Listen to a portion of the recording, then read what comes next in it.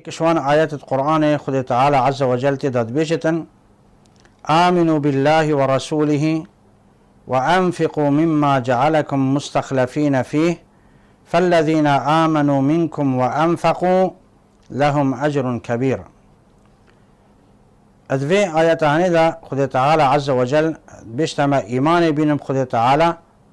وبيغمبر خد تعالى محمد صلى الله عليه وسلم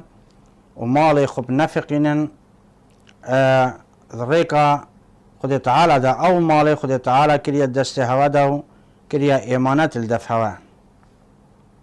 وجاو كساكي إيمان تينتن بشكل كي درست وكي برينك ما ديار كريو ما قوتي أو كساكي إيمان بينت خد تعالى وبيغمبر خد تعالى وهر تشكي خد تعالى أمر بكري أبي هني دي بري ويدتا هندي افتشتا اف ايمانا هيا درست بري ويدتا هندي كو او اوي مالي هب باريزتن اب حلالي بدس خوفا بينت ات حلالي دا صرف بكت ودي والي ويكتن كو او في مالي هب نفقينتن السروان كسا يت محتاج دي والي كتن كو او حاجي كرنا مالي نكتت دلي خدا بشكل كمازن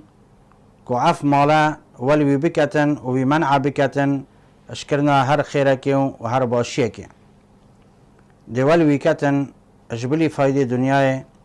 اجرك مازن جيب جهتوي سراء ابي مالها وقت او محتاجية عالمي بيتقتنت چونك اف مالها امتحانك خد تعالى دتا انساني الدنيا داكو انسان اوی مالی هنه جیانا خو پی پریو بتن و نبس اوه بلی دا جیانا هنده که دیجی خوش کتن الدیف پی چه بو ناخون